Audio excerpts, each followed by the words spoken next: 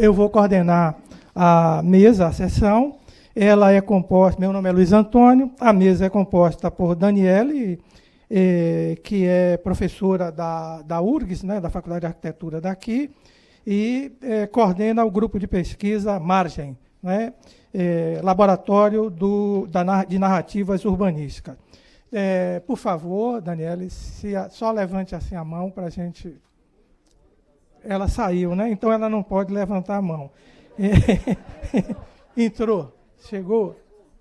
Bom, então, Daniele, Cessa Guimarães, ela é diretora de cultura do IABRJ e também professora da Faculdade de Arquitetura da Universidade Federal do Rio de Janeiro, e a professora Nádia Somec, que é professora emérita da Universidade Mackenzie, ex-diretora de Patrimônio Histórico da cidade de São Paulo e conselheira federal pelo IAB São Paulo no Conselho de Arquitetura e Urbanismo.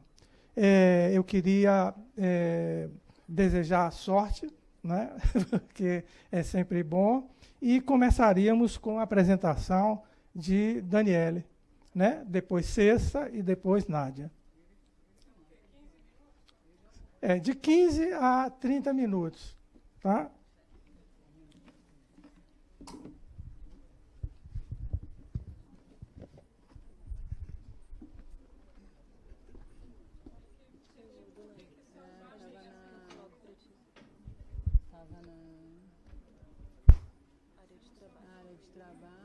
Salvei a sua. É aquele arquivo? Posso salvar?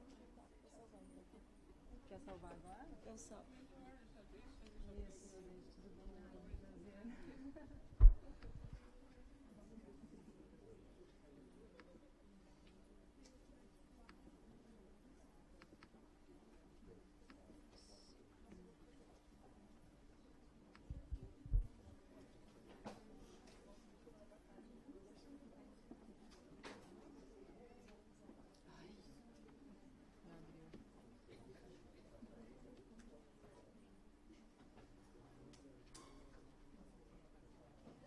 Onde que ele está? Eu não estou enxergando. Tá bom. Sim.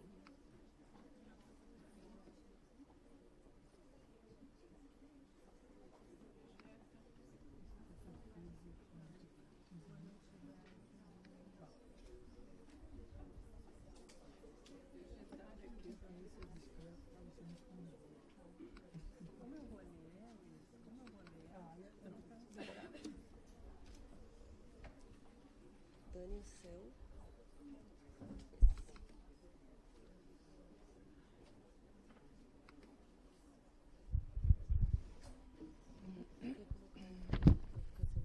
Visualizar.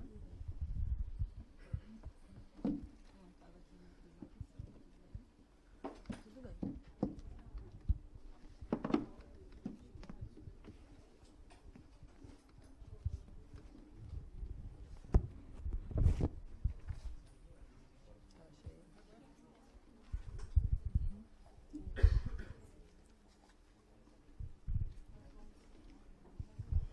Boa tarde a todos. Há um quadro de Klee que se chama Ângelos Novos. Representa um anjo que parece querer afastar-se de algo que ele encara fixamente. Seus olhos estão escancarados, sua boca dilatada, suas asas abertas. O anjo da história deve ter esse aspecto. Seu rosto está dirigido ao passado. Onde nós vemos uma cadeia de acontecimentos, ele vê uma catástrofe única, que acumula incansavelmente ruína sobre ruína e as dispersa a nossos pés. Ele gostaria de deter-se para acordar os mortos e juntar os fragmentos. Mas uma tempestade sopra do paraíso e prende-se em suas asas com tanta força que ele não pode mais fechá-las. Essa tempestade o impele irresistivelmente para o futuro, ao qual ele vira as costas, enquanto o amontoado de ruínas cresce até o céu. Essa tempestade é o que chamamos progresso. Walter Benjamin, 1940. Boa tarde, novamente. Antes de iniciar os agradecimentos, eu queria pontuar que essas palavras do Benjamin me atravessaram durante o último fim de semana, na exposição de Paul Klee, em Belo Horizonte, enquanto eu tentava, de alguma maneira, encontrar um princípio, um pretexto, algo que, de alguma forma, exprimisse o sentimento de catástrofe e perplexidade diante do que nós estamos assistindo diariamente na condição de seres humanos, impelidos para um futuro que não conseguimos ver. É nesse agenciamento daquilo que vemos e daquilo que não podemos ou não conseguimos ver que, me parece, está o sentido de pensar a paisagem como constituidora de potência para o planejamento urbano. Gostaria de agradecer, então, o convite da comissão organizadora do Congresso Brasileiro de Arquitetos, a equipe do IAB e do CAU-RS, pela oportunidade de dialogar com os colegas todos aqui presentes sobre o tema da paisagem do patrimônio em relação ao planejamento. É uma honra enorme compartilhar essa mesa com as professoras Nádia Somek, Cessa Guimarães, pessoas que eu considero referências no nosso país para pensar questões tão caras ao planejamento e ao urbanismo como um todo. Eu gostaria de agradecer também,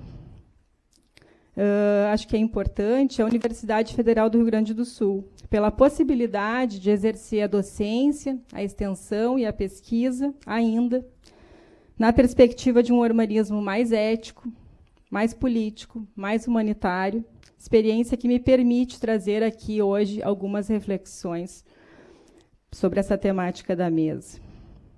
Em um contexto de desmonte da universidade pública, como lugar de livre pensamento, do aprofundamento das desigualdades sociais, da destruição sistemática do meio ambiente, do desmonte das políticas públicas e sociais, dos direitos urbanos e humanos. Me parece que uma reunião nacional entre pensadores, profissionais e ativistas relacionados à cidade em torno do tema Espaço e Democracia representa uma aposta pela mudança. Me parece um ato de coragem também, principalmente quando nossas atividades vêm sendo atacadas por atos de censura de todas as ordens. Nesse sentido, gostaria de celebrar essa aposta, que se materializa em diversos espaços da cidade, como forma de estender algumas discussões a outros espaços, a outros coletivos, perseguindo a ideia de um espaço democrático. E quando a gente fala em democracia, eu penso numa construção que deve acolher as diferenças, que deve se constituir a partir do reconhecimento do outro, do direito à existência do outro, ainda que esse outro seja diferente de mim. É o que Chantal Mouffe chama de democracia agonística, entendendo que as sociedades humanas se constituem a partir de oposições, de antagonismos. Portanto, pensar um espaço democrático sem considerar essas demarcações e identificações significa possivelmente recair em algum tipo de exclusão. Acolher o outro em sua diferença agencia uma política da alteridade, tão necessária nesse contexto contemporâneo, marcado pela individualidade exacerbada. E é a partir desse lugar, afetada pelo reconhecimento da cidade como arena de disputa, da cidade como interação das diferenças, que gostaria de discutir o papel da paisagem no processo de planejamento. Uma vez que minhas pesquisas têm se debruçado sobre questões conceituais e operativas da paisagem e o modo como as narrativas da paisagem podem oferecer outros pontos de vista para o planejamento, pretendo iniciar pela abordagem fenomenológica da paisagem, para, em seguida, problematizar a objetificação desse fenômeno no planejamento e, finalmente, colocar em evidência o papel político da paisagem nesse momento. Não tocarei diretamente o tema do patrimônio, muito bem trabalhado pelas colegas da mesa, mas acredito que ele atravessa vários aspectos da minha fala e pode ser também conversado durante o debate.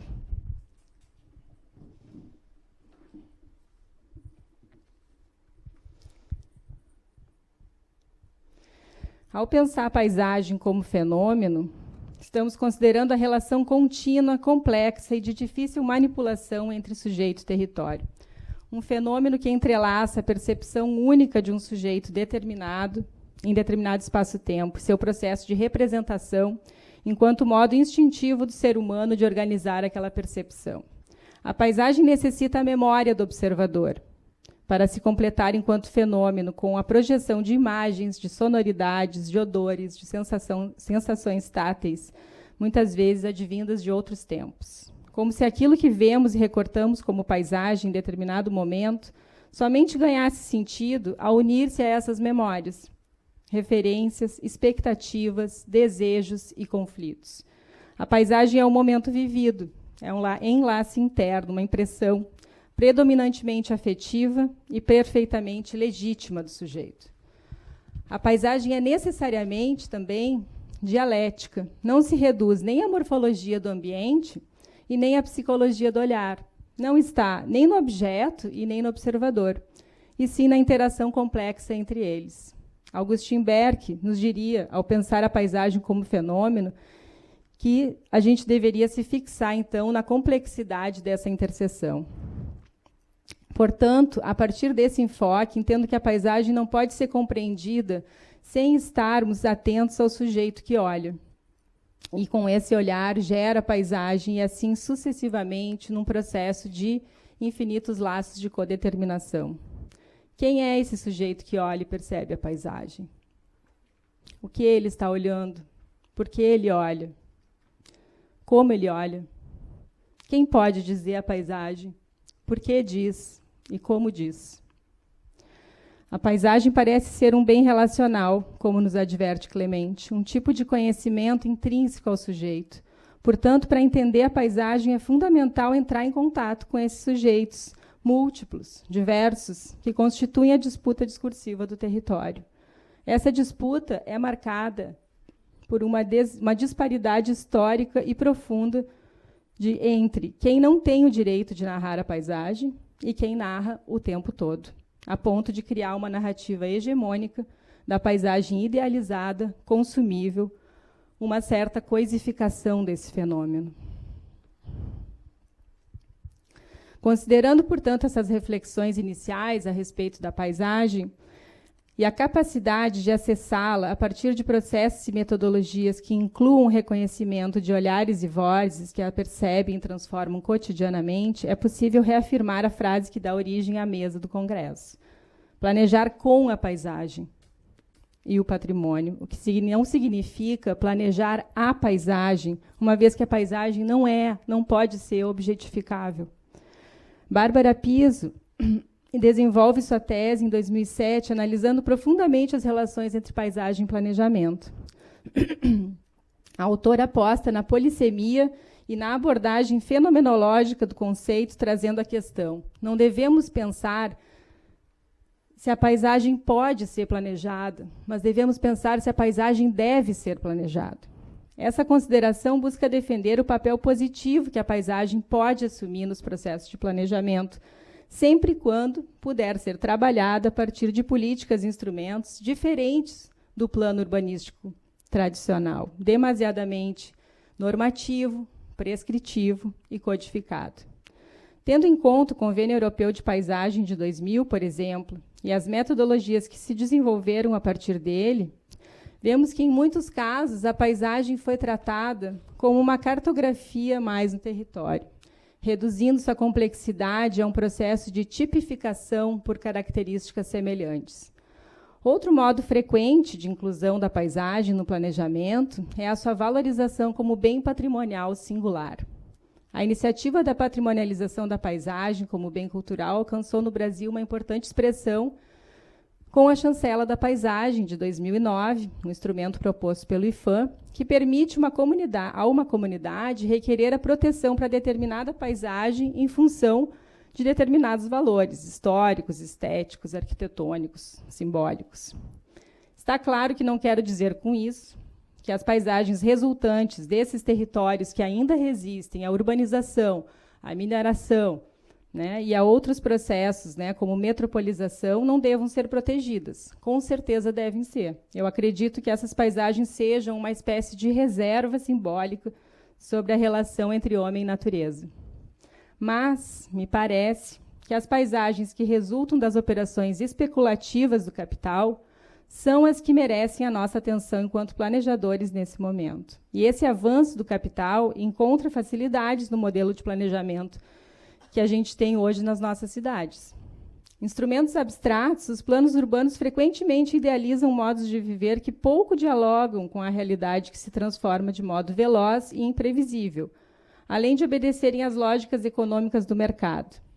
Estamos falando de um tipo de planejamento que ignora os sujeitos em suas diferenças e conflitos, que homogeneiza hábitos através do consumo globalizador, que colabora com a ruptura do sentido de pertencimento entre comunidade e território, necessário para o agenciamento da paisagem enquanto um fenômeno. Esse tipo de planejamento urbano cria, por sua vez, as condições ideais para uma espetacularização urbana, que tem nos grandes projetos urbanos a sua faceta mais visível. Alavancados a partir da onda de planejamento estratégico que inicia no Brasil a partir dos anos 90, esses projetos, muitas vezes denominados de requalificação urbana, se caracterizam pela culturalização, pela gentrificação, pela estetização, privatização, entre outros. Passadas mais de 2 décadas, esses projetos têm sido alvo de reflexão crítica que colocam em evidência essa homogeneização, o apagamento das diferenças e, sobretudo, a disseminação de um discurso que se apropria das ideias de espaço público, de cidadania, diversidade e participação, para dar lugar a espaços esvaziados de interlocuções sociais que constituem o território enquanto disputa. Esse excesso de design que borra as diferenças e esfacela completamente os traços culturais que constituem ou poderiam constituir a cidade brasileira, enquanto espaço de multiplicidade, tem contribuído para a paisagem urbana se transformar em mais um produto de consumo da vida contemporânea. É o que Munhoz chama de banal escapes, ou paisagens in vitro, referindo-se a um tipo de paisagem oferecida como produto à sociedade e que serve aos interesses da economia global. Essas paisagens, entendidas por Munhoz como capital acumulado até o ponto de se converter em imagem, se expressam frequentemente em frentes fluviais, marítimas, centros históricos que se convertem em cenários urbanos estandarizados, seguros, vinculados ao consumo e à especulação. Essa imagem da paisagem idealizada é o que vem sendo disseminado atualmente e que acaba contribuindo para a objetificação do fenômeno. Essas paisagens gentrificadas e circunscritas a determinadas zonas do território são conduzidas e operadas pelo planejamento urbano vigente na maioria das nossas cidades.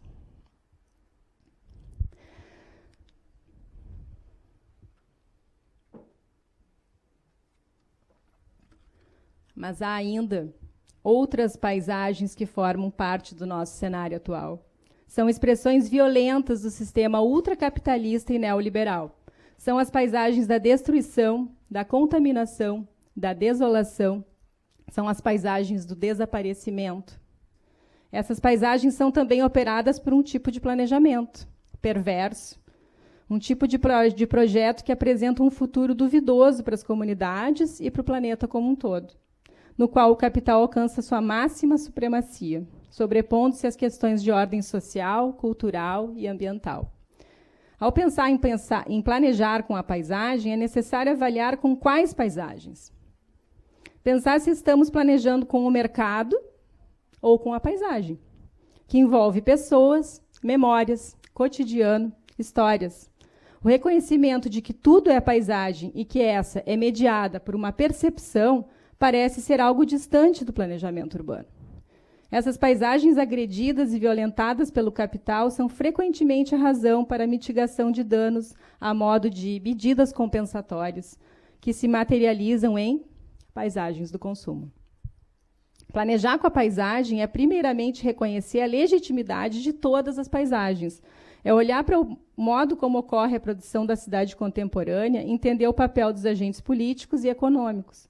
Isso poderia alavancar um outro tipo de planejamento, mais humano, mais coerente, mais assertivo, mais igualitário. Cito aqui apenas alguns eventos e processos que vêm afetando drasticamente as paisagens brasileiras, tendo em mente como vem operando e se comportando o planejamento diante deles. A instalação da mineradora de carvão no delta do Jacuí, na zona metropolitana de Porto Alegre. As remoções forçadas das comunidades da Vila Nazaré em função da ampliação das obras do aeroporto Salgado Filho. A prostituição infantil. O aumento abusivo da população em situação de rua. as cracolândias, as autoestradas metropolitanas, as grandes mineradoras de Minas Gerais, as queimadas na Amazônia, para citar, infelizmente, pouquíssimos exemplos. Temos algum instrumento de planejamento que opere à escala territorial? Em que medida os planos diretores atuam efetivamente na qualificação da vida urbana, frente à especulação imobiliária e frente à crescente desigualdade econômica? Planejar com a paisagem pode significar não circunscrever zonas do território e atribuir determinados valores. Circunscrever partes significa excluir outras. E a paisagem é um todo indivisível, mediada pelo olhar dos sujeitos, que se transforma em memória coletiva. A paisagem não está descolada dos processos de desigualdade social. A paisagem não é apenas um cartão postal. A paisagem não é aquele lugar onde a gente se refugia. Planejar com a paisagem é, fundamentalmente, produzir um tipo de processo participativo, de escuta, de alteridade, de diálogo entre olhares distintos e dissensuais. Buscar metodologias de leitura e interpretação que acolham a sua complexidade e, sobretudo, que amplifiquem sua dimensão pública a partir do seu entendimento como um bem comum, ao qual todos têm direito. O agenciamento dessa interpretação através de oficinas, de cartografias sociais participativas, de saraus, de cortejos cidadãos, de derivas urbanas, me parece, estão mais próximos de encontrar na paisagem um modo de acessar esses desejos, essas demandas e esses conflitos da coletividade. Apesar de sua característica polissêmica e complexa, a paisagem é um conceito facilmente compreendido a partir da experiência de cada um. Essa experiência pode ser cartografada através da escuta desses sujeitos, através do reconhecimento de suas histórias de vida. As pessoas querem falar. As narrativas da paisagem, seja ela urbana, rural, natural, industrial, contaminada, de borda ou histórica, podem aportar conhecimento relevante para o planejamento e para o projeto urbano. A partir dessas narrativas, novos temas, novos argumentos se apresentam e tensionam esse modus operandi do planejamento tradicional. Em Paraty, por exemplo, durante a minha tese de doutorado, pude acompanhar o processo de revisão do plano diretor durante alguns meses, justamente no auge da obrigatoriedade de que esses planos fossem participativos. No entanto, nas diversas reuniões onde eu estive presente, a participação comunitária foi um pouco expressiva, para não dizer completamente inexpressiva, com o qual podemos duvidar da sua legitimidade. Na época, o IPHAN foi uma instituição importantíssima, juntamente com órgãos ambientais que gestionam o território, em sua grande parte, considerado a área de preservação. Ainda que eu seja bastante crítica ao zoneamento normativo do plano diretor, há muito tempo consolidado, o IPHAN conseguiu, na época, validar um tipo de zoneamento muito mais coerente que os planos ambientais e incomparável ao zoneamento do plano diretor.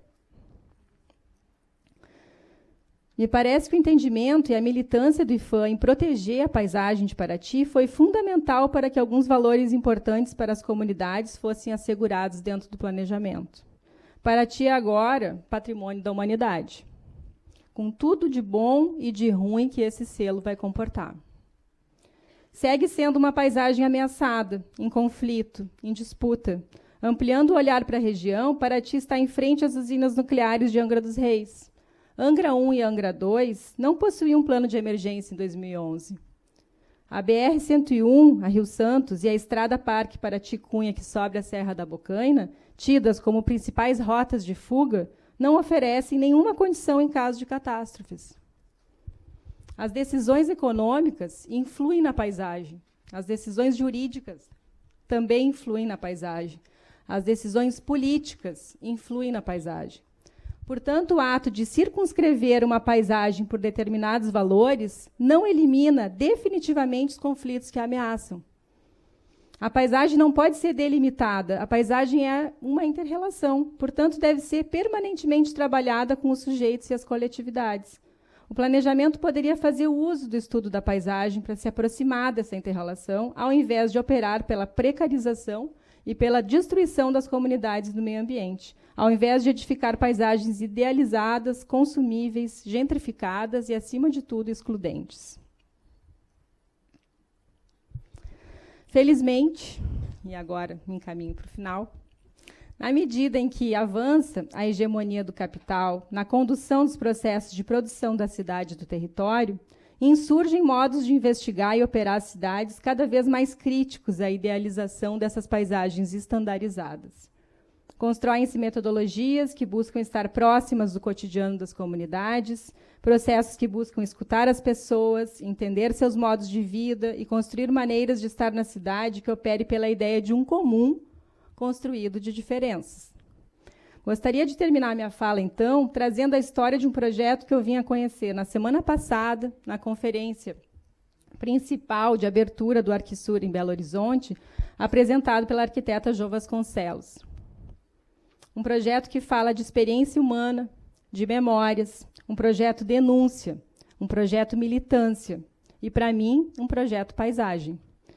Com o rompimento da barragem da empresa Samarco e Mariana, em novembro de 2015, a comunidade de Bento Rodrigues foi arrasada pela lama. Uma paisagem desaparecida e, com ela, o apagamento de uma infinidade de histórias de vida. Diante da catástrofe, a comunidade tem realizado peregrinações pela cidade apagada. E essas peregrinações, de alguma maneira, sustentam essa cidade no tempo. Em meio ao processo de reassentamento da comunidade em um novo lugar, na qual está envolvida a Fundação Renova, a empresa Estilo Nacional é contratada para serviços de salvaguarda do patrimônio religioso impactado pelo rompimento da barragem do Fundão. É o caso da antiga Igreja de São Bento, cujo sentido de pertencimento da comunidade convocou o desejo de reconstruí-la. O Ministério Público, então, exige que se realizem ações de proteção e acondicionamento de suas ruínas. E é nesse momento que entra a participação da arquiteta Jo Vasconcelos, com um projeto de intervenção para abrigar todos os objetos encontrados ao longo do rio depois do rompimento da barragem em forma de um museu do território. Segundo a arquiteta, que gentilmente me contou essa história e cedeu essas imagens há 2 dias atrás, o projeto, que já tem 2 anos, ainda não foi apresentado pela comunidade, em função do próprio processo de reassentamento da comunidade em uma nova cidade. Apesar de diversos paradoxos que parecem haver nessa história, o projeto merece a nossa atenção. Tendo como princípio as ruínas da antiga capela, Jo Vasconcelos projeta um monolito de concreto misturado à lama do acidente, que envolve as ruínas. Internamente, esse monolito recebe a volumetria da capela desaparecida, como se, ao entrar, pudéssemos entrar numa capela soterrada pela lama. O ato arquitetônico de emoldurar uma ausência dessa magnitude me parece expressar uma compreensão profunda da paisagem enquanto um fenômeno complexo. Não é uma devolução. Não há como devolver essa capela. Esse gesto reflete o vazio com o qual a comunidade terá que lidar para sempre. É uma marca, é uma narrativa da dor. É uma narrativa que se contraria à narrativa de superação tão bem articulada pela mídia, como a gente tem visto nos últimos meses. Portanto, gente, terminando, planejar a paisagem é um ato político. Pensando a política como um pensar a si mesmo em sociedade, um pensar a si mesmo com o outro. E a dimensão política da paisagem poderia ser, então, o primeiro passo em direção a um planejamento mais coerente e mais humano. É isso.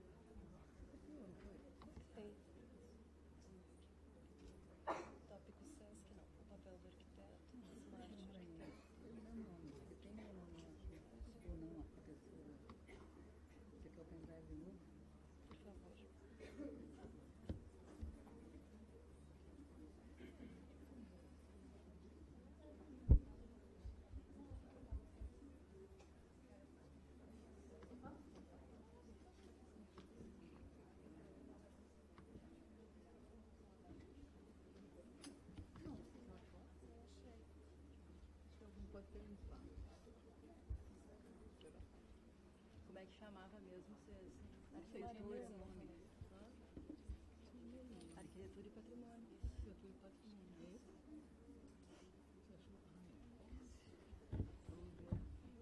Só que onde é que está os...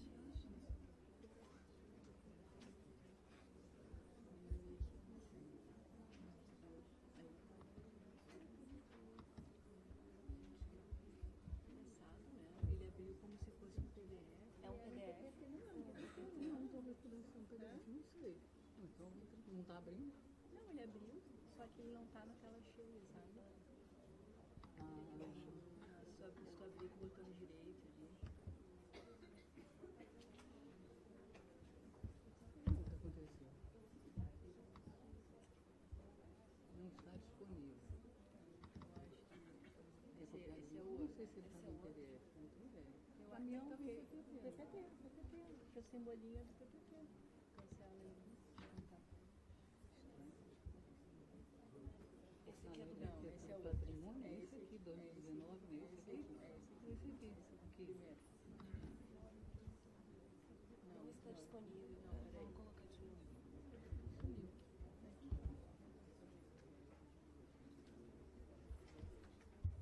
É esse.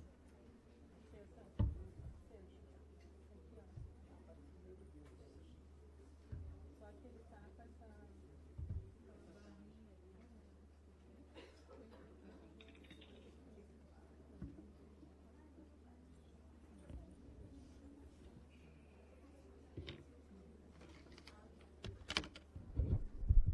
Boa tarde, gente. Obrigada por esperarem um pouquinho, que tinha sumido aí o álbum de figurinhas. Eu quero, em primeiro lugar, agradecer aos organizadores, agradecer ao meu coordenador, Luiz Antônio, agradecer aos colegas que na mesa, a Daniele, as colegas e a Nádia, que são pessoas que estão sempre instigando e motivando nas nossas falas. E também dizer que esse momento do Congresso Brasileiro de Arquitetos, é um momento bastante importante, né, porque estamos todos, cada um no seu cantinho, com medo, com desesperança, com desalento, com perplexidade, enfim, se imobilizando, e o Congresso é um lugar de mobilização, de uma certa maneira. Quando o Rafael me pediu para participar dessa mesa, eu fiquei tentando comentar com ele que eu queria falar sobre o último estudo de tombamento que eu fiz, no qual eu não tive sucesso, mas o tema mais importante desse estudo de tombamento era a paisagem.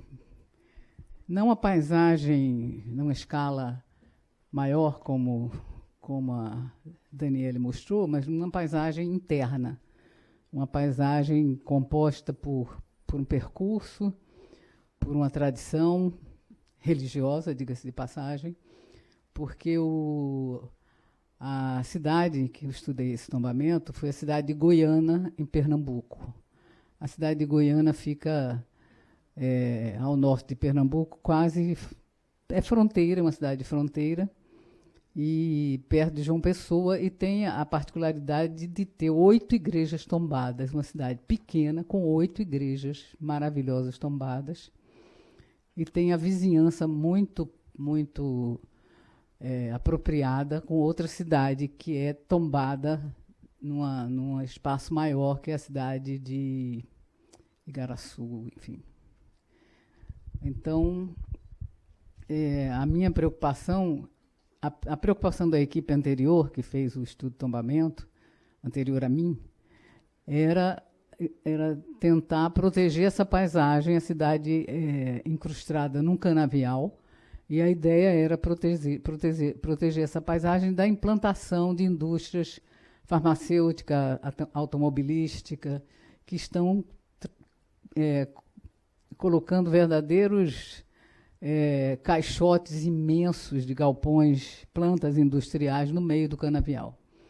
Essa proposta não teve sucesso no IFAM. Eu, quando comecei a estudar, já sabia disso, então eu resolvi estudar a paisagem interior da cidade. Mas, mesmo assim, isso não foi aceito, não foi entendido, mas eu continuo insistindo nisso. Então, eu vou mostrar para vocês o que é que, enfim, o patrimônio faz com a sua paisagem, e fez principalmente na cidade do Rio de Janeiro. Então, essa imagem aí é uma imagem que mostra um ícone internacional da paisagem brasileira, que é a Pedra do Pão de Açúcar. Então, ela e o Morro do Castelo. Então, claro que o Morro do Castelo a gente não pode pensar, porque ele foi derrubado entre 1922 e 1930, mas essa conformação que está aí colorida, ela foi feita. Depois disso, ela surge primeiro com o plano agache, onde se desenvolvem dois tipos onde se desenvolve uma simetria, né, de altura de blocos de edifícios, e que culmina com aquela caixa preta ali na esquina, numa esquina que anuncia a entrada do Parque do Flamengo. E essa caixa preta, ela é da década de 1970. As outras estruturas não, as outras estruturas foram projetadas no plano agache. Nós temos ali uma parte do convento da Igreja de Bom Sucesso e um pequeno pavilhão da Feira Internacional de 1922, que aconteceu no Rio de Janeiro. Então, o Rio de Janeiro parece ser um lugar fácil, né, da gente ver esses paradoxos. Então, eu queria falar de Goiânia, mas Rafael me pediu para falar do Rio de Janeiro. Então, eu fico aqui repetindo o Rio de Janeiro para vocês. Então, a primeira pergunta que se faz com relação ao patrimônio, arquitetura e patrimônio, é: por que a arquitetura da cidade? Por que a história? Por que o patrimônio urbano visto junto à economia, ao direito e ao planejamento regional?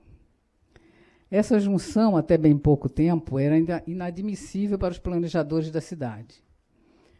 Mesmo em centros de excelência internacionais, os aspectos relacionados à cultura eram cercados de preconceitos por parte de economistas, advogados e planejadores. O IFAM também foi ausente nessa articulação quando permitiu a construção de edifícios altos na vizinhança imediata de bens protegidos por legislação federal.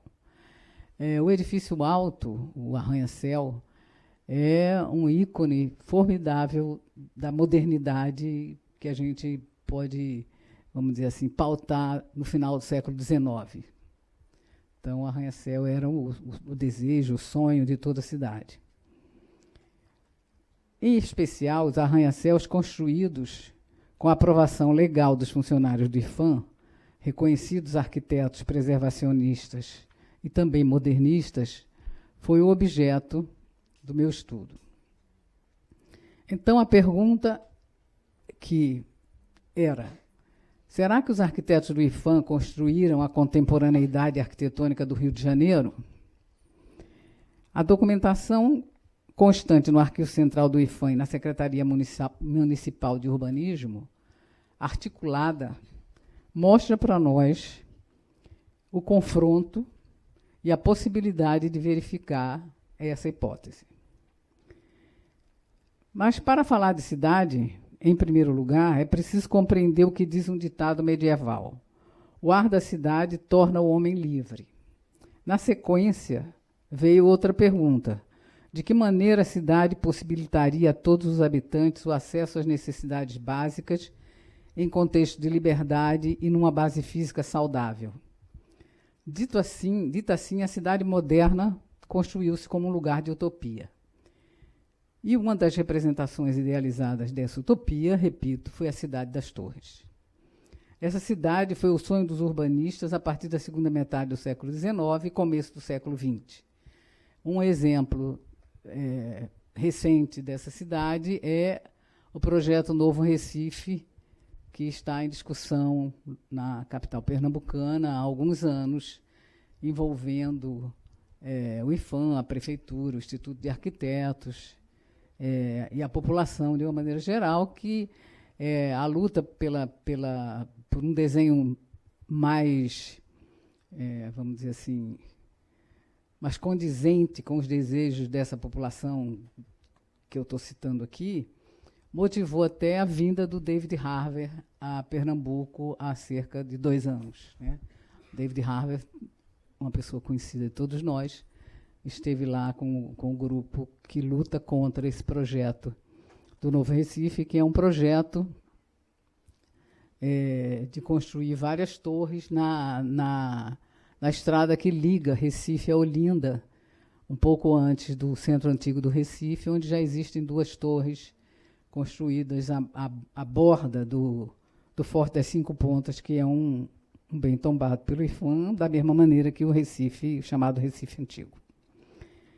Em Nova York e Paris, seguidas de Moscou, os arquitetos visionários e preocupados com as formas de moradia e a circulação de veículos individuais e coletivos elaboraram um trato científico da cidade que expressou o sonho da linguagem gráfica e do modo de vida internacional. É espantoso a gente ver que, desde esse tempo, a gente continua a repetir esse modelo. Tony Garnier, com a sua cidade industrial, Eugène Renard e Le Corbusier, são reconhecidos por suas idealizações de cidades compostas de edifícios altos. Mies van der Rohe imaginou esse tipo arquitetônico em torre acristalada na vizinhança de edifícios antigos. A Paris de Hénard foi também idealizada em 1911, pontuada por torres.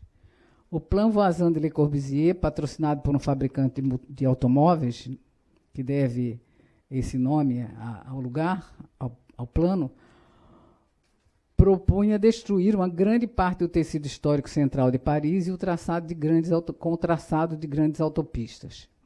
Para fazer frente aos ímpetos da destruição dos tecidos históricos impulsionados pela criação de largas avenidas, o que significava fazer tábula rasa da cidade antiga, os urbanistas e os engenheiros de tráfego das municipalidades criaram autopistas envolventes ou anéis viários de contorno.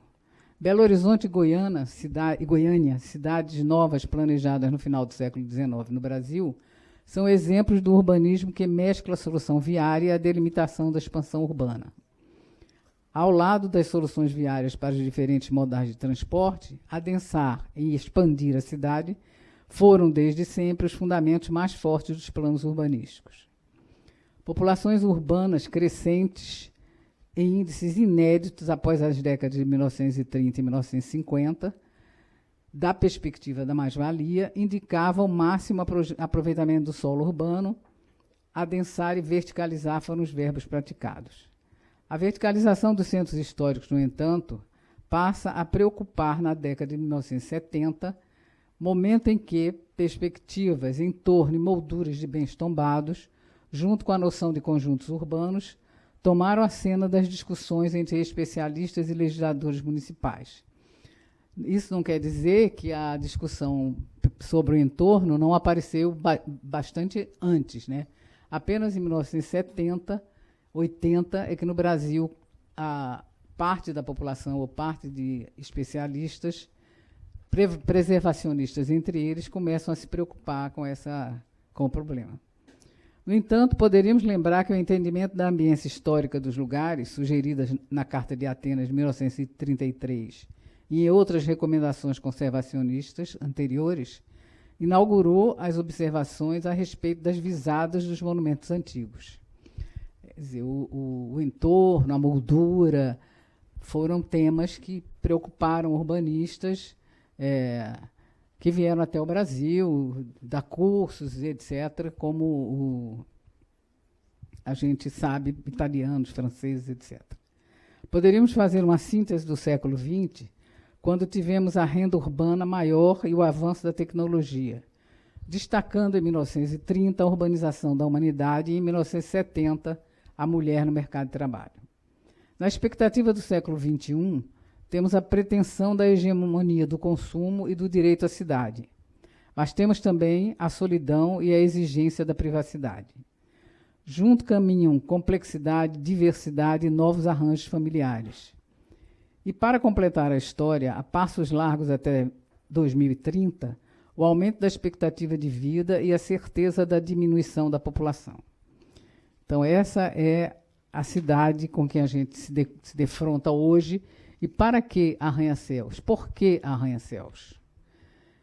Porque há dois conceitos comuns ainda, que a cidade é o lugar da qualidade de vida e que a cidade é a razão de ser da arquitetura.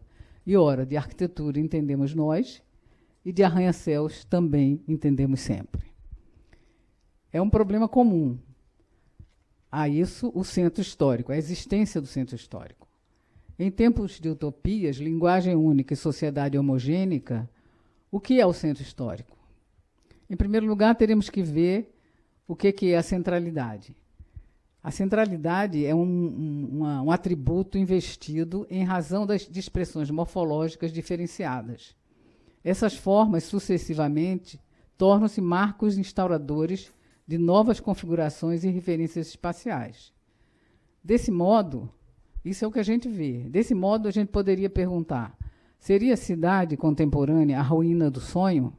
Ou seria a exaltação do lirismo, do contraste e das deformações?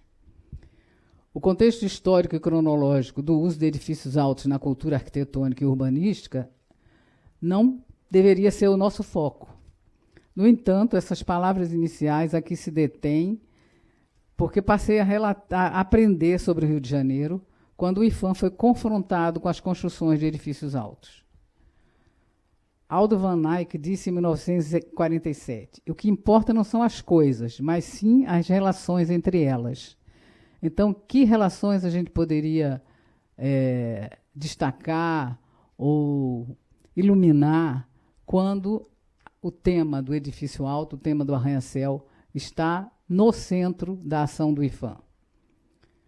Lúcio Costa disse em 1995, a cidade é um lugar de consumo, capital e poder do dinheiro.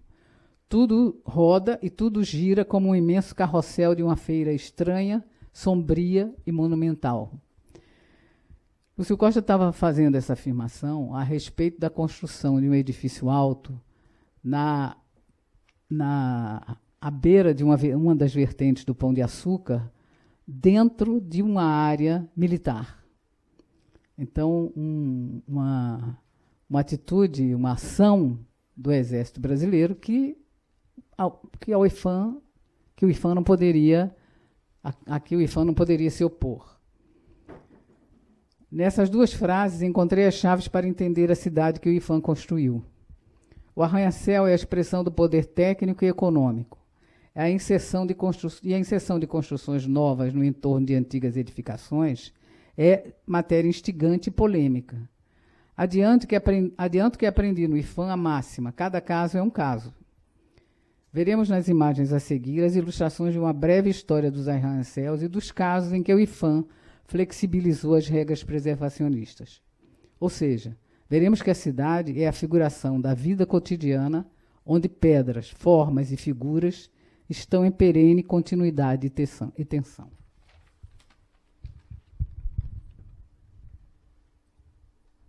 A respeito dessa imagem, que é o Pão de Açúcar enquadrado, abre e fecha esse álbum de figurinhas, aí está o Plan Voisin de Le Corbusier, para Paris.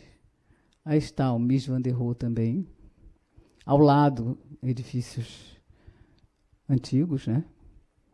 Aí está a série de essa fila de arranha-céus, a gente cada ano pode ir aumentando, né? Pode ir.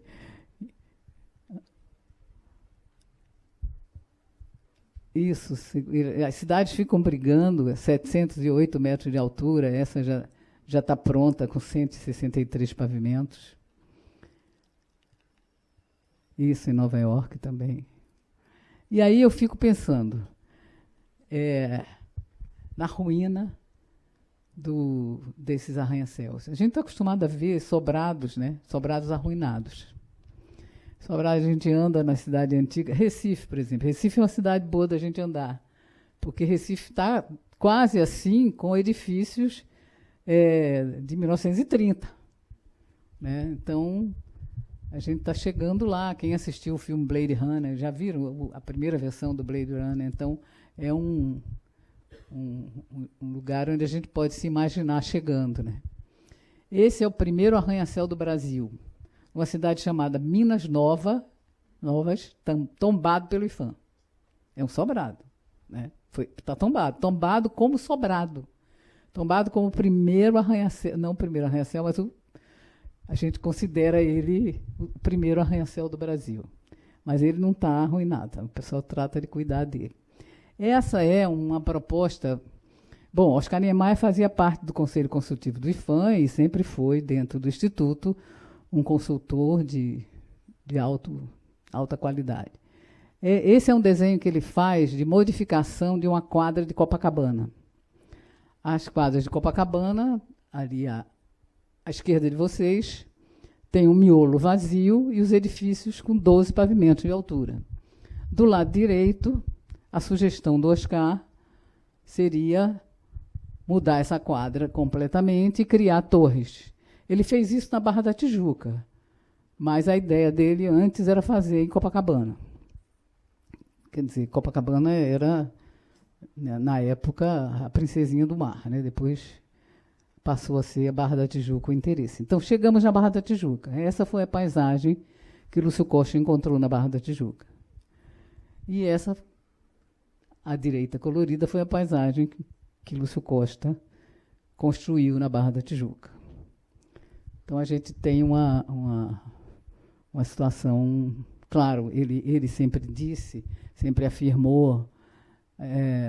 Acho que o Clube de Engenharia no Rio fez, há um mês e pouco atrás, um seminário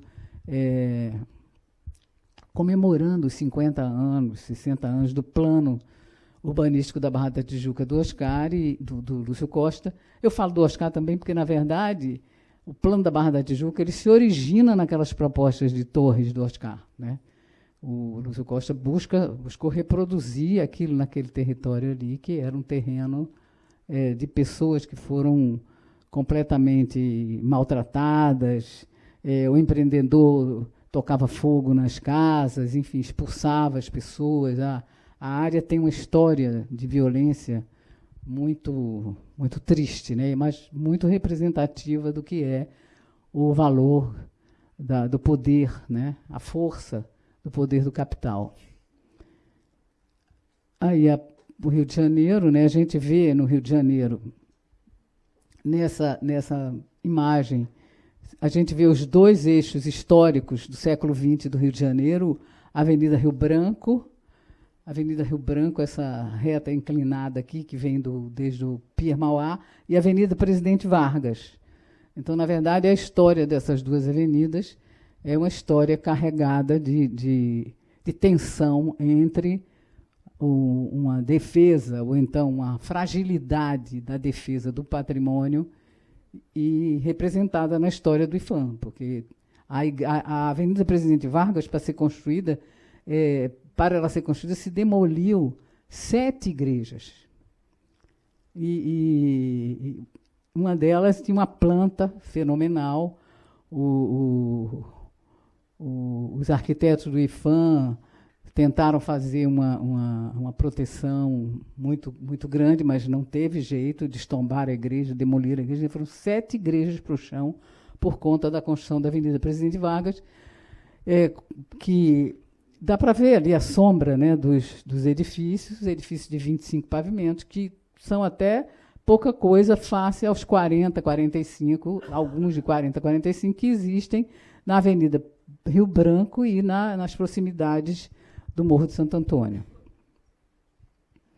Então, aí é a Avenida Rio Branco, né, a disputa com o Martinelli, não é, Nádia, com relação ao primeiro arranha-céu do Brasil, aí está o edifício à noite, que foi tombado pelo IPHAN há pouquíssimo tempo.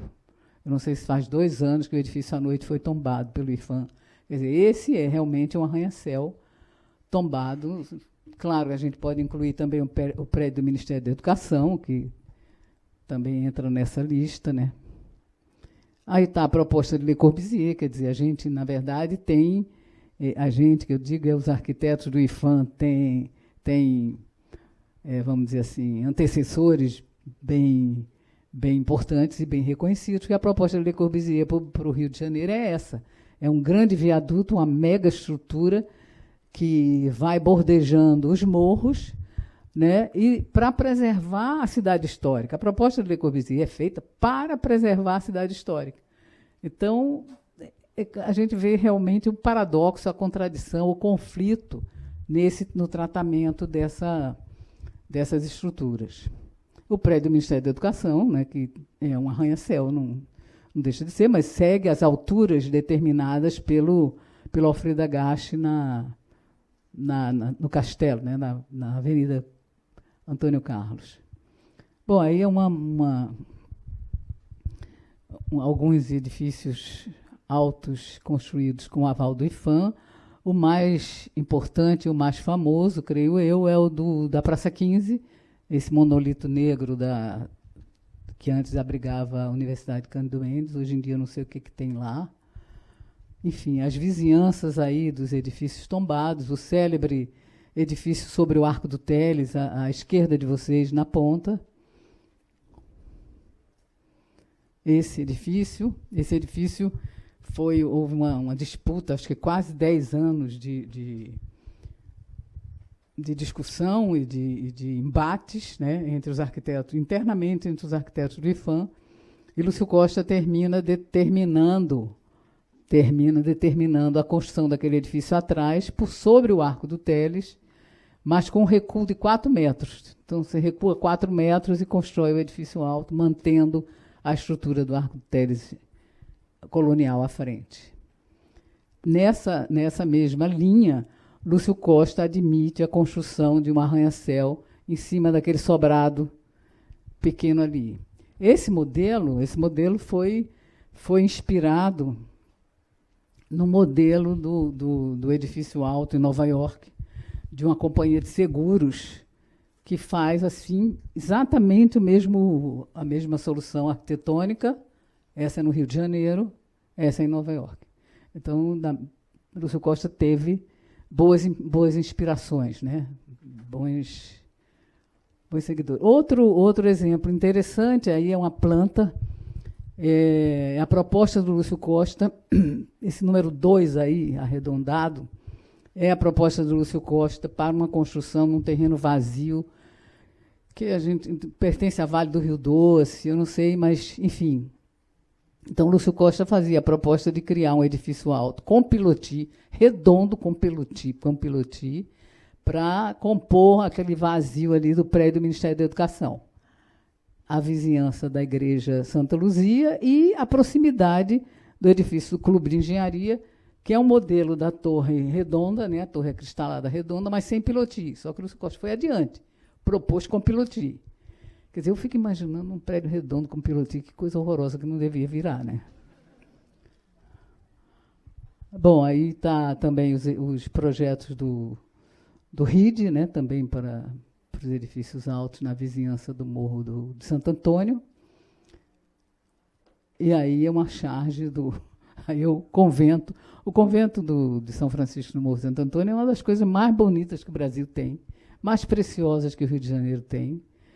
E construiu-se o prédio do BNDES exatamente atrás do convento. Então, o Paulo Caruso fez essa charge na revista Projeto, à época.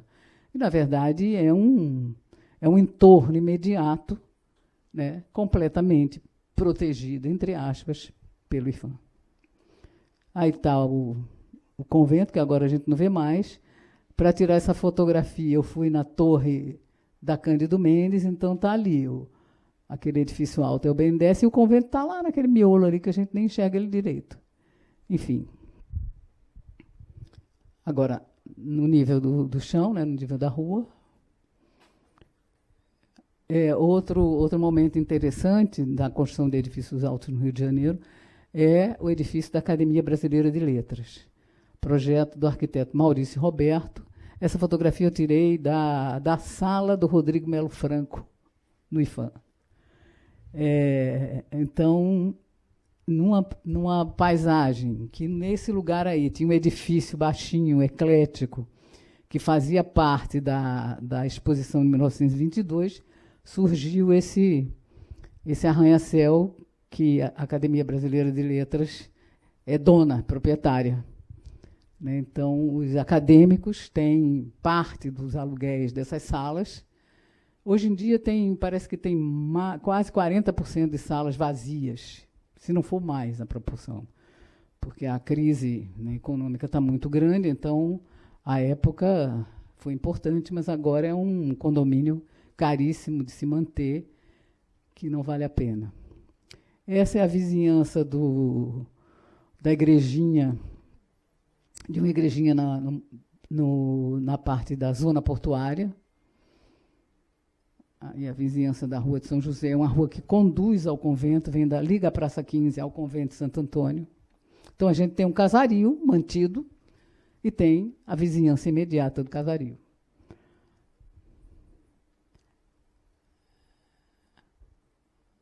Bom, esse é o mais interessante. Esse é o projeto do Paulo Mendes da Rocha de expansão do Museu Nacional de Belas Artes. A expansão do Museu Nacional de Belas Artes é um tema interessantíssimo para todos, né? E esse desenho aí deu uma tese de doutorado na Escola de Engenharia da UFRJ. Uma tese de doutorado interessantíssima, de leitura assim, didática, formidável, dado os confrontos, os conflitos, as discussões entre os funcionários do IFAM e as equipes, né, que estavam trabalhando a pesquisa. Essa é uma visada da Igreja da Glória. Eu subi no átrio da Igreja da Glória e a visada no mesmo lugar, exatamente do mesmo lugar. A gente tem um cenário, tem uma paisagem e tem uma paisagem. Construiu-se aterrou-se a área da frente, construiu-se uma praça, é a Praça Paris, e lá, além está a cidade das Torres, a nossa cidade das Torres.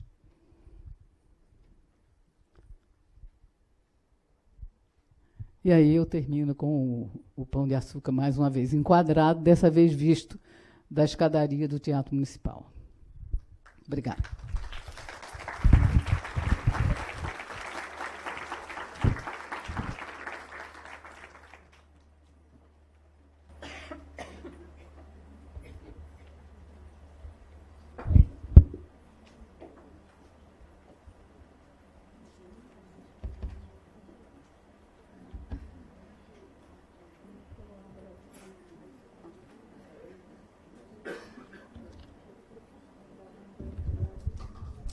Boa tarde a todos e a todas. Estou surpresa com a casa tão cheia aqui. Quero agradecer à organização por permitir que eu esteja aqui, saudar meus colegas e agradecer a presença de todos aqui, agradecer Luiz Antônio e minhas duas predecessoras aqui que me ensinaram mais algumas coisas. O que eu vou trazer aqui para vocês hoje à tarde? Espero poder falar no tempo para a gente abrir um debate, porque eu acho que isso que é importante entre nós, é dar voz a vocês que estão aqui.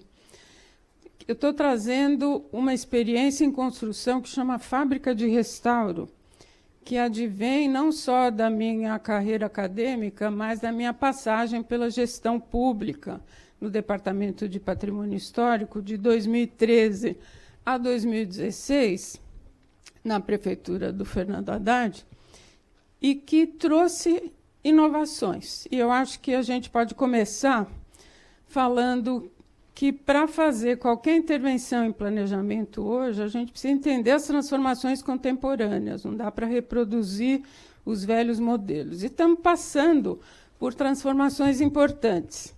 Estamos passando de uma sociedade industrial para uma sociedade do conhecimento. espaços vazios, tornados obsolescentes pelo capitalismo, trazem vazios e requerem intervenções dos arquitetos.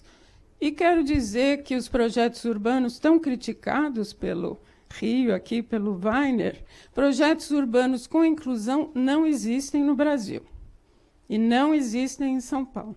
O que eu entendo por projetos com inclusão? Projetos urbanos que transformem a cidade com impacto, que tenham habitação como questão central, que tenham espaços públicos de qualidade e que tratem de produzir trabalho e renda, porque emprego nós não vamos mais ter nessa transformação, nessa transição de sociedade industrial para a sociedade do conhecimento. Então, em São Paulo, eu quero dizer para vocês que o zoneamento é a regulação única que produz a cidade e produz informalidade, porque 65% da cidade é informal. E o zoneamento é absolutamente extemporâneo, porque ele é do século XIX, ele serve para separar usos, e hoje a diversidade é mais importante na cidade.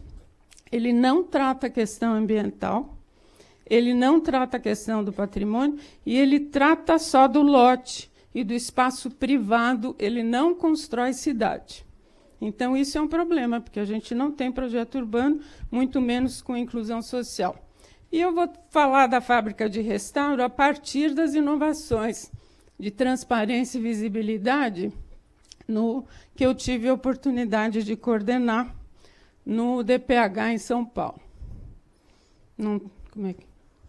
Então, eu tinha o desafio de inovar, de mudar a imagem de chatos do patrimônio, né, que a gente tem essa imagem de ser chato e atrapalhar o desenvolvimento urbano, atuar no passivo, agilizar procedimentos. Existem muitos edifícios, existe história em São Paulo, embora a nossa identidade seja de destruir e construir arranha-céus, né? O Rafa me pediu para trazer a verticalização, mas eu trouxe outra coisa aqui, eu acho que dialogando um pouco com o tema da mesa. Então, nós temos a Martinelli aqui, mencionado.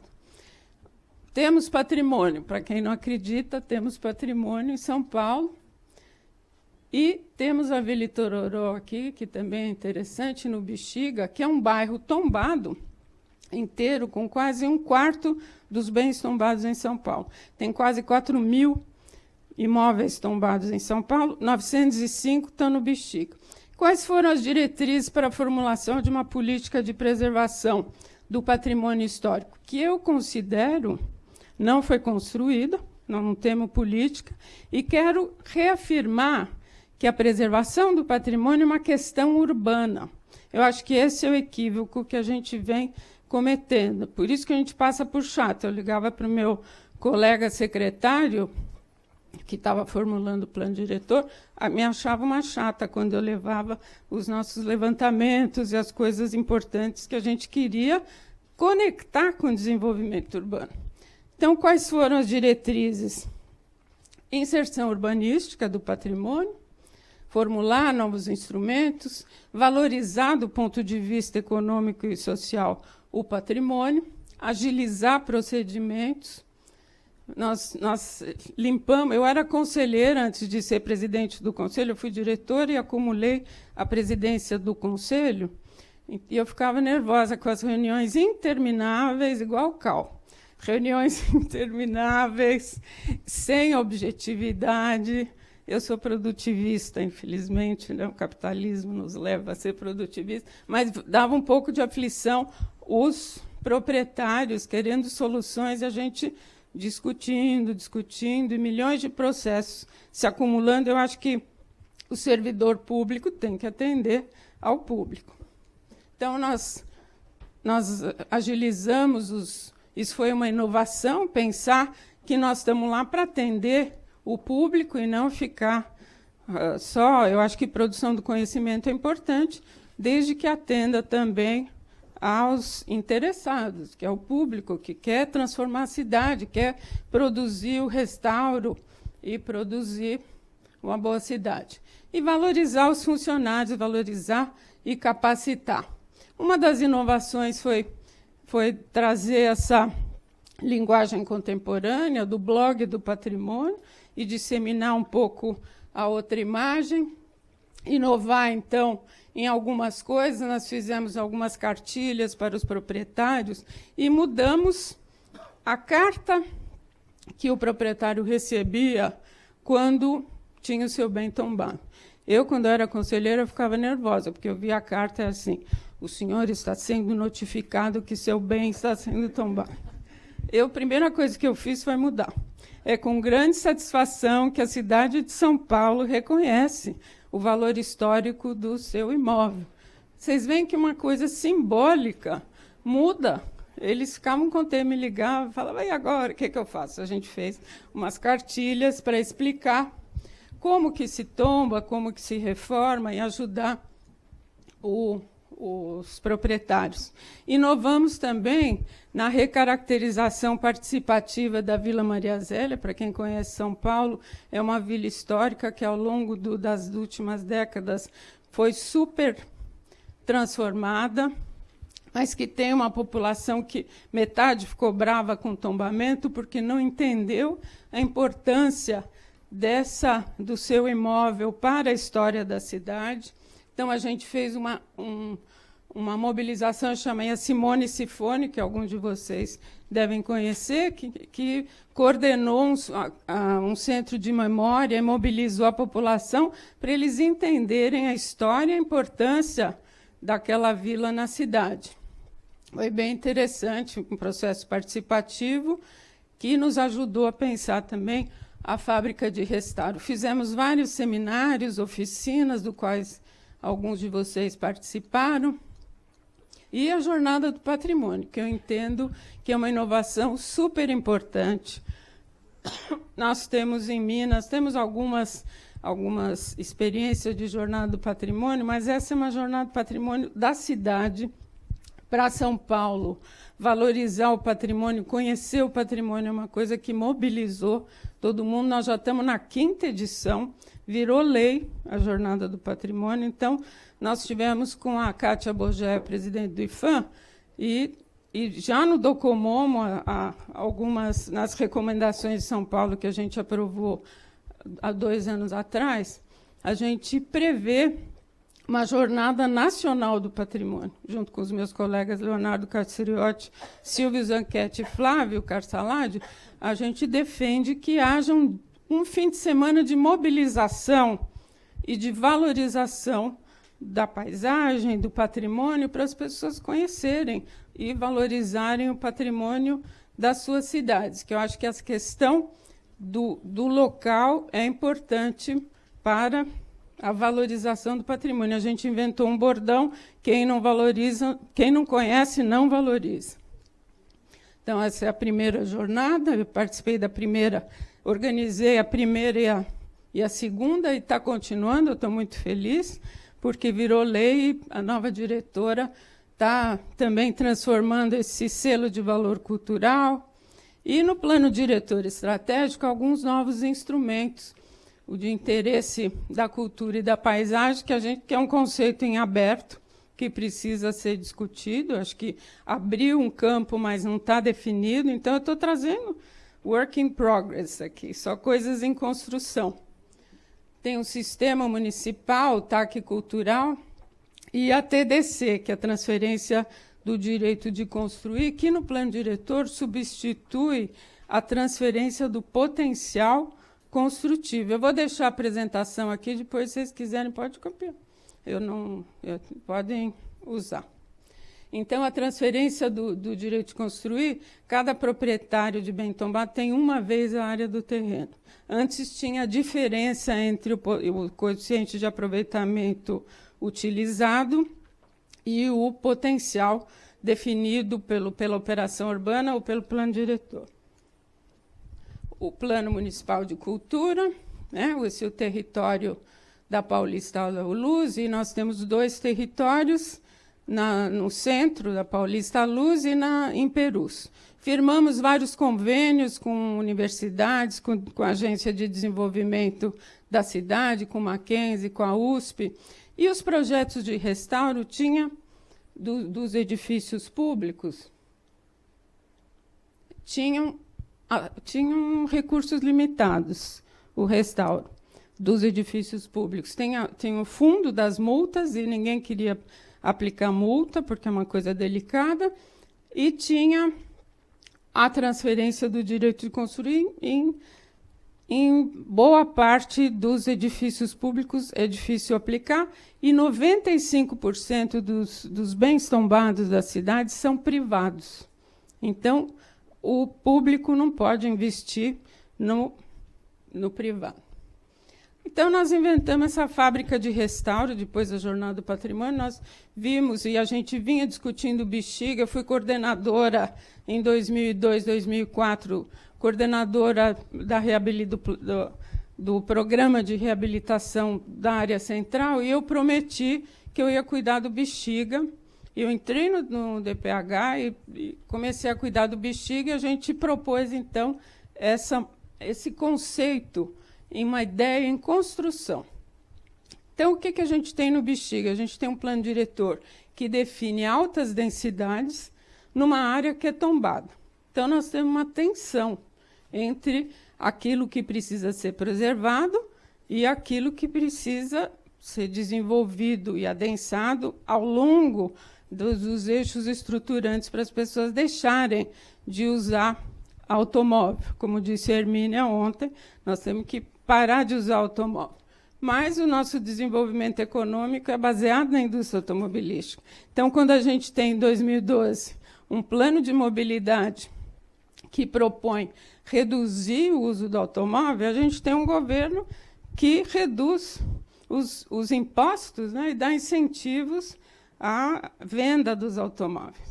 Então, como é que fica essa contradição, né? Vocês veem que não é fácil a nossa vida aqui. Se a gente quer reduzir, mas a gente quer emprego, e nessa transição, como é que a gente faz essa transformação? Então, aí no plano diretor tem essa questão dessa tensão do Bexiga em construção. E quando a gente está pensando um plano de desenvolvimento local a partir da fábrica de restauro. E o que a gente precisa entender para começar qualquer paisagem é a história, a materialização da área que a gente está trabalhando. E o Bexiga, que é tombado, ele tem, embora no discurso do tombamento tenha a questão do patrimônio ambiental urbano, que eu acho que é um conceito que pode nos ajudar a tratar essa questão da paisagem e o que foi trazido até agora aqui, o patrimônio ambiental urbano a gente ainda não entendeu como aplicar, mas eu acho que ele requer a participação. É o texto do Upiano, dos anos 70, e que a gente precisa trazer, que pode nos ajudar a fazer. O tombamento ele leva em consideração, principalmente, o Bexiga italiano. Ele não considera o Bexiga dos refugiados hoje, dos nordestinos nos anos 70, e dos negros nas origens. Né?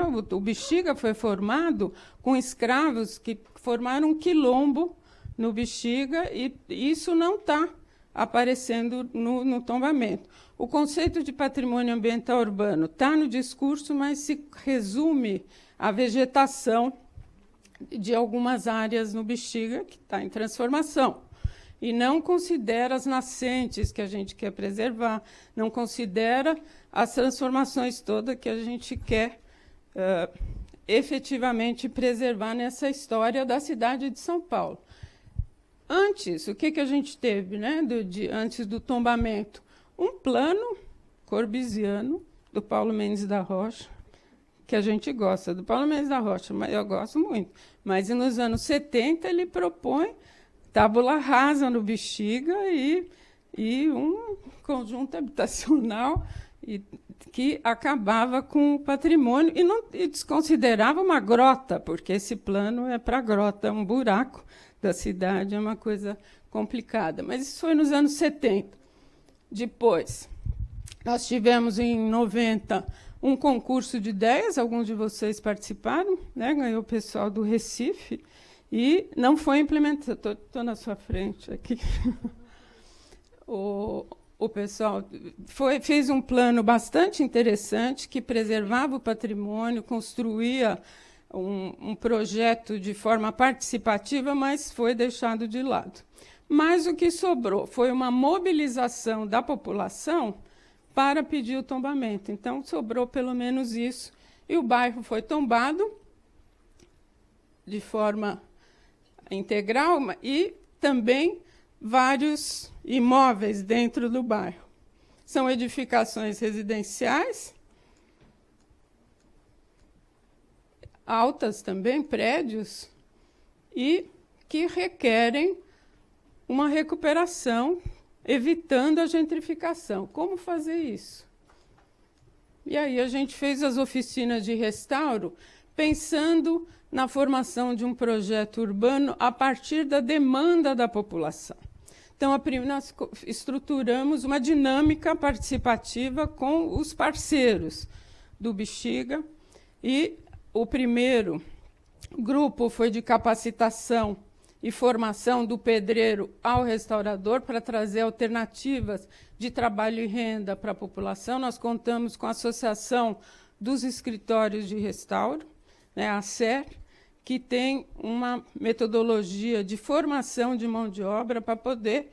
A ideia é que os desempregados que estão lá, segundo a dona Carmen, que fez um diagnóstico do Bexiga, né? A dona Carmen é a coordenadora de alguns movimentos populares, principalmente da ocupação 9 de julho. Ela falou que está cheio de desempregado que fica na porta dos bares, bebendo na Rua da Abolição, perto do Oficina, e que seria importante a gente começar a capacitação dessas pessoas para poder restaurar de forma orgânica, e não pensar naquelas coisas de restauro que fica tudo limpinho, bonitinho, mas que possa construir com a população o que precisa ser restaurado e como precisa ser restaurado. Um segundo grupo de captação de recursos da Lei Rouanet, a TDC, e um outro de cooperativismo e movimentos sociais, que possa permitir que a TDC seja usada coletivamente. Essa transferência do direito de construir é muito litícia, segundo a nossa avaliação. Tem uns trabalhos sendo feitos, mas, por exemplo, o Jockey Club, que transfere 300 mil metros, né? Agora tem um jeito de reduzir, e o seu Valdo, que tem 100 metros quadrados, não vai receber muitos recursos. E a ideia, então, é que nas vilas um conjunto de proprietários possa transferir de forma coletiva o recurso para poder usar um projeto só e ter uma intervenção única, mais orgânica e mais perto de quem precisa. E aí eu saí do DPH, fui para Londres fazer uma pesquisa e fui ver lá se o planejamento e o patrimônio tinham alguma relação. Percebi que lá também não tem.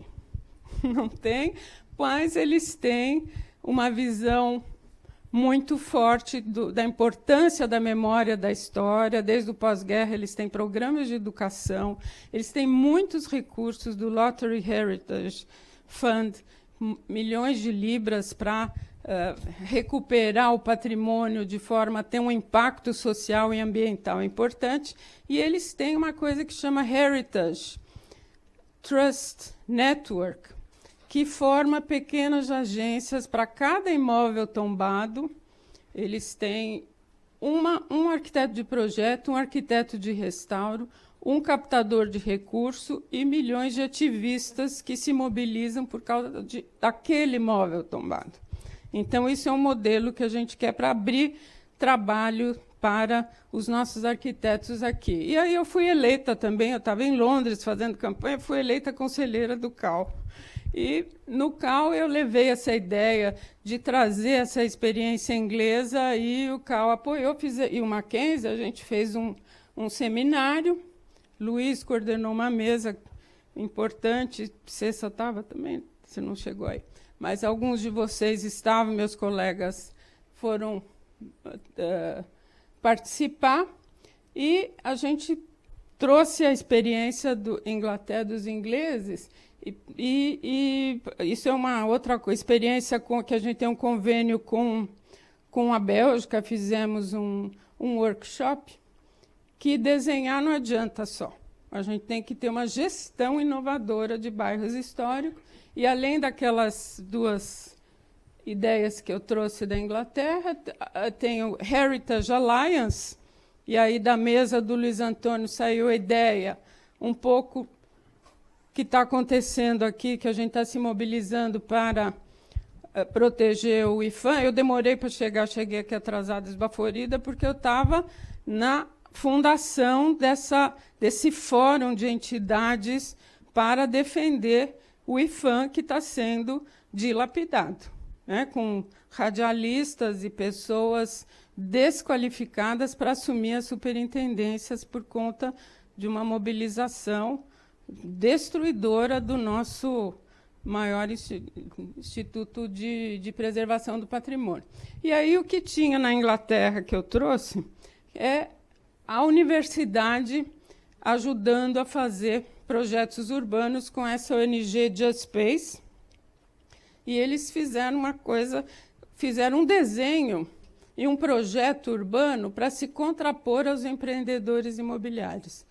E eu acho interessante, porque em São Paulo nós não temos projetos urbanos, nós temos empreendimentos imobiliários. Para quem conhece São Paulo, o Jardim das Perdizes é uma zona especial que ficou anos, desde 72, quando foi feito o zoneamento, era uma Z8 zona especial, para produzir um projeto urbano de uma nova centralidade metropolitana.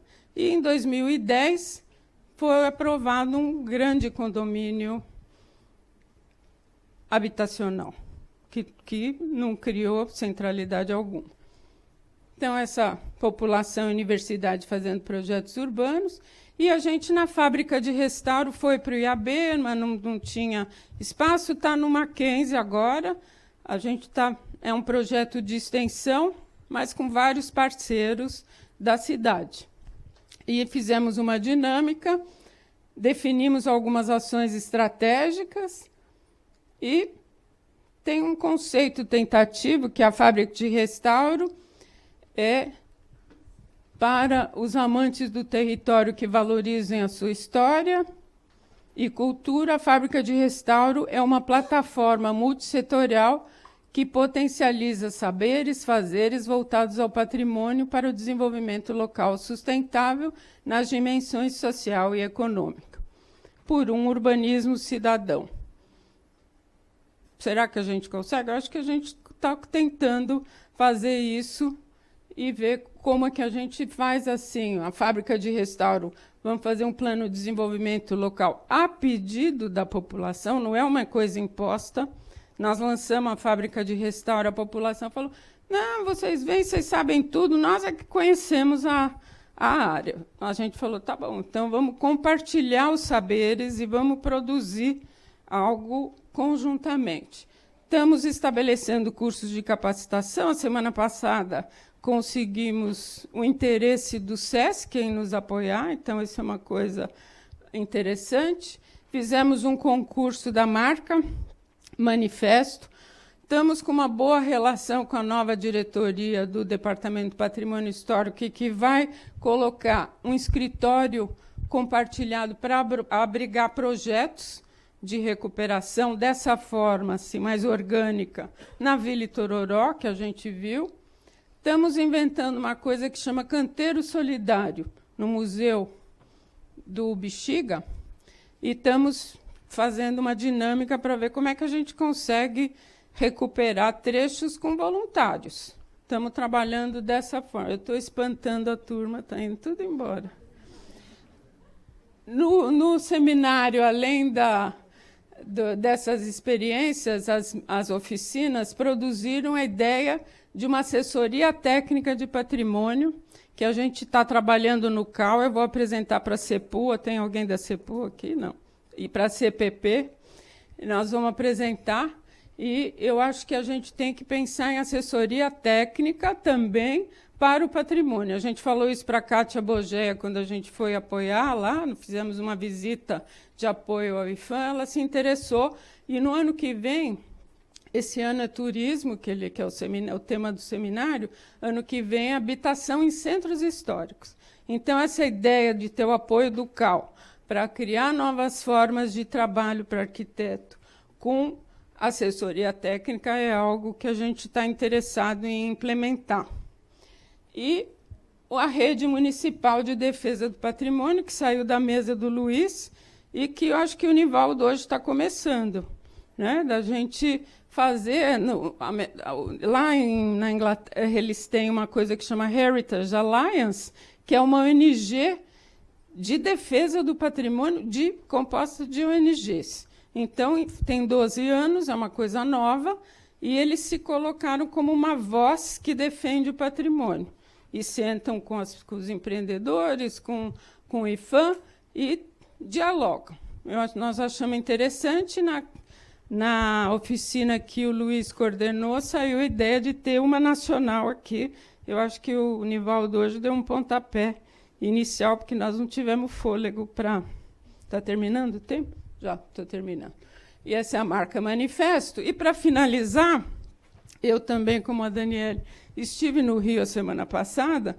O IAB e o CAL organizaram esse workshop de habitar o centro com o pessoal do IAB dos Estados Unidos, que chama AIA, que veio com essa metodologia que nós ficamos com 2 pés atrás, falando, americano veio aqui fazer projeto urbano, não é o que a gente quer. Mas não, é uma coisa bem parecida. Eu apresentei a fábrica de restauro e teve muita ressonância com essa metodologia que eles desenvolvem desde os anos 60 e que é bem interessante, porque mobiliza a população e é uma coisa bastante delicada, que eles colocam primeiro as pessoas, pensaram em áreas de segurança, pensaram numa união do bairro da Gamboa, né? A Cissa conhece mais, foi Pedro que coordenou esse... Fizeram desenhos, ficaram desenhando, e eu, discutindo com o Jerônimo, que foi presidente do CAL, ele me falou uma coisa interessante para nós, arquitetos. O computador, ele ajuda a agilizar, mas o desenho, ele permite um momento de reflexão interessante, que a temporalidade que a gente precisa é mais lenta do que... A gente pode depois pôr no computador, mas eles ficaram o fim de semana desenhando, os americanos, e uma turma de estudantes foi a campo e trazia a leitura que eles faziam sempre com o pessoal da morador. E eu achei interessante que eles pensam em ações estratégicas e intervenções de diversas escalas. Então, o padeiro que pode investir para melhorar e fazer um projeto, enfim, abrir, através do desenho do projeto, espaço público, olhar as pessoas e propor transformações possíveis, colocando as pessoas em primeiro lugar, transformando pequenos gestos, mas com um projeto de preservação do patrimônio e transformações contemporâneas possíveis dentro da legislação que nos foi apresentada pela prefeitura. E aí isso é o Bexiga, né? Eles falam de ativar as ruas, no Bexiga a gente ativa. Essa é a festa da Rua 13 de Maio, 13 na 13, e é uma animação. O bairro do Bexiga tem não só equipamentos culturais, mas uma vida que um projeto urbano massificante poderia destruir, e não é o que a gente quer. Muito obrigada, não olhei o tempo.